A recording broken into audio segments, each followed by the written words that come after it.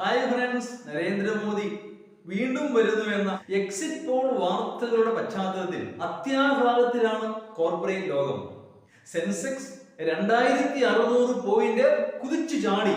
ഏറ്റവും അധികം നേട്ടമുണ്ടാക്കിയത് Adani ഓഹരികളാണ്. 1.40 lakh crore 1.40 ലക്ഷം കോടിയുടെ നേട്ടമാണ് ഇന്ന് ഒരു ദിവസം അദാനി ഓഹരികൾ ഉണ്ടായത്. തീർച്ചയായും അത് പ്രതീക്ഷിക്കപ്പെടുന്നു. കാരണം നരേന്ദ്രമോദിയെ സ്പോൺസർ ചെയ്യുന്ന അദാനിയാണോ, അദാനിയെ സ്പോൺസർ ചെയ്യുന്ന നരേന്ദ്രമോദിയാണോ എന്ന് മാത്രമേ അറിയാനുള്ളൂ. ഒരുപക്ഷേ നരേന്ദ്രമോദി വീണിരുന്നെങ്കിൽ അദാനി സാമ്രാജ്യവും ചീട്ടുകൊട്ടാരം പോലെ തകർന്നേനെ. ഇതെല്ലാം പച്ചയായ യാഥാർത്ഥ്യങ്ങളാണ്, നിഷേധിക്കാനാവുകയില്ല.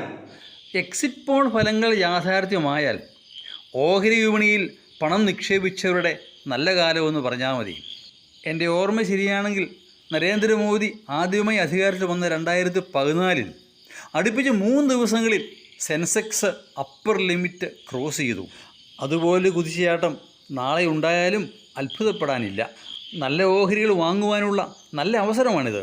അതുപോലെ പെർഫോം ചെയ്യാത്ത ഓഹരികളിൽ നിന്ന് വിറ്റുമാറാനുള്ള സുവർണ അവസരമായും ഇതിനെ വിനിയോഗിക്കാം. അദാനി ഓഹരികളിൽ വന്ന വലിയ നഷ്ടം ഇതോടെ നികത്തപ്പെടുകയാണ്. ഹിൻഡൻബർഗ് റിസർച്ചിന്റെ വെളിപ്പെടുത്തലിന്റെ അടിസ്ഥാനത്തിൽ അദാനി കമ്പനി അതിന്റെ പഴയ പ്രതാപത്തിലേക്ക് മടങ്ങി വരുന്നു. എക്സിറ്റ് പോളുകൾ പ്രവചിച്ച എല്ലാ ഏജൻസികളും ഒരുപോലെ പറയുന്നു, അടുത്ത 5 വർഷം നല്ല ഭൂരിപക്ഷത്തിൽ നരേന്ദ്രമോദി തന്നെ ഇന്ത്യ ഭരിക്കുമെന്ന്. പക്ഷേ ഇതിൽ ദുഃഖിതരാകുന്ന ഒരു കൂട്ടം ആൾക്കാരുണ്ട്, ഇന്ത്യയിലെ പാവപ്പെട്ട ജനങ്ങൾ.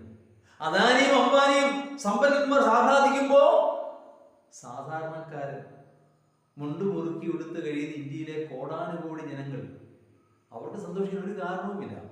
കാരണം ആ ഭാഗത്തേക്ക് ഈ ഗവൺമെന്റ് തിരിഞ്ഞു നോക്കുന്നതേയില്ല. It's a government of the rich, by the rich and for the rich. സമ്പന്നന്മാർക്ക് വേണ്ടിയുള്ള സമ്പന്നരുടെ ഗവൺമെന്റ്, അതാണ് BJP ഗവൺമെന്റ്. അവിടെ ദരിദ്രർക്കോ സാധാരണക്കാരനോ അർത്ഥപഠനിക്കാരനോ യാതൊരു റോളുമില്ല. ഓർക്കുക, 8 കോടിയിലേറെ ജനങ്ങൾ ഇപ്പോഴും ദാരിദ്ര്യരേഖയ്ക്ക് താഴെയാണ്. അവശ്യ വസ്തുക്കളുടെ വില കുതിച്ചുയരുന്നു. ബാങ്ക് ഇൻട്രസ്റ്റ് റേറ്റുകൾ 10ന് മുകളിലാണ്.